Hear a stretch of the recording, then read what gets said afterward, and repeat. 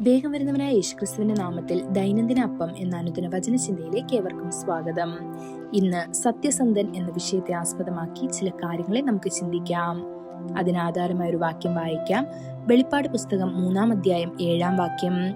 ഫിലദൽഫിയയിലെ സഭയുടെ ദൂതൻ എഴുതുക, പരിശുദ്ധനായവൻ സത്യവാൻ, ഫിലദൽഫിയയിലെ സഭയുടെ ദൂതൻ എഴുതുക, വിശുദ്ധനും സത്യവാനും ദാവീദിന്റെ താക്കോലുള്ളവനുമായി, ആരും അടയ്ക്കാതെ വണ്ണം തുറക്കുകയും ആരും തുറക്കാതെ വണ്ണം അടയ്ക്കുകയും ചെയ്യുന്നവൻ അരുളി ചെയ്യുന്നത് എന്ന് അവൻ പറയുന്നു. നമ്മൾ കത്തുകൾ എഴുതുമ്പോൾ സാധാരണയായി എൻ്റെ പ്രിയപ്പെട്ട അമ്മയ്ക്ക് നിന്റെ സ്നേഹനിധിയായ മകനിൽ നിന്ന് എന്നുള്ളതുപോലുള്ള വാക്കുകളിൽ തുടങ്ങുന്നു. എന്നാൽ കർത്താവ് നമുക്ക് തന്റെ സന്ദേശം എഴുതുമ്പോൾ തന്റെ സ്വഭാവത്തെക്കുറിച്ചുള്ള ആഴമേറിയ സത്യങ്ങൾ വെളിപ്പെടുത്തിക്കൊണ്ട് അവൻ തന്നെ തന്നെ പരിചയപ്പെടുത്തുന്നു. ഇവിടെ അവൻ തന്നെ തന്നെ പരിചയപ്പെടുത്തുന്നത് വിശുദ്ധൻ സത്യവാൻ എന്നാണ്. അതെ, വിശുദ്ധിയും സത്യവുമാണ് ദൈവത്തിന്റെ നിത്യഗുണങ്ങൾ. നാം ആരാധിക്കുന്ന ദൈവം വിശുദ്ധനാണ്.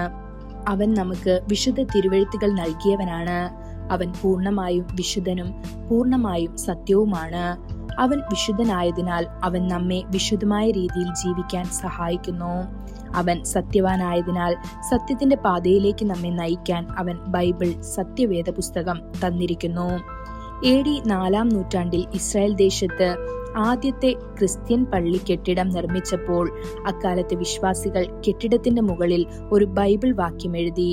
അതുവഴി കടന്നു പോകുന്ന എല്ലാവർക്കും അത് വ്യക്തമായി വായിക്കാൻ കഴിയുമായിരുന്നു.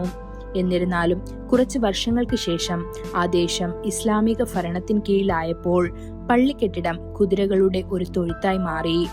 മുകളിൽ എഴുതിയ വാക്യം പ്ലാസ്റ്റർ ചെയ്ത് പൂർണ്ണമായും മറച്ചു.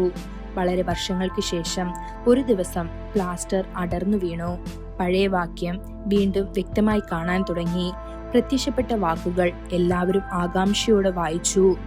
യഹോവയുടെ വചനം നേരുള്ളത്, അവന്റെ സകല പ്രവൃത്തിയും വിശ്വസ്തതയുള്ളത്, അവൻ നീതിയും ന്യായവും ഇഷ്ടപ്പെടുന്നു, യഹോവയുടെ ദയ കൊണ്ട് ഭൂമി നിറഞ്ഞിരിക്കുന്നു. ഇത് സങ്കീർത്തനം 33-ാം അധ്യായം 4-5 വാക്യങ്ങളിൽ കാണപ്പെടുന്നു. ആകാശവും ഭൂമിയും കടന്നുപോയാലും കർത്താവിന്റെ വചനങ്ങൾ ഒരിക്കലും മാറില്ല. അവൻ ശാശ്വതനും സത്യവാനും വിശുദ്ധനുമാണ്.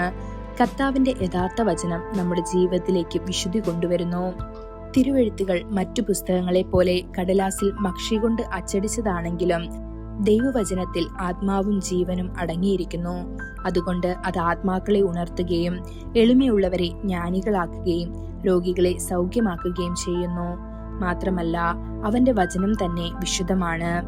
ദൈവമക്കളെ, ദൈവവചനം അനുസരിച്ച് നടക്കുക. അത് നിങ്ങളുടെ പാദങ്ങൾക്കൊരു വിളക്കും നിങ്ങളുടെ പാതയ്ക്കൊരു വെളിച്ചവുമാകട്ടെ.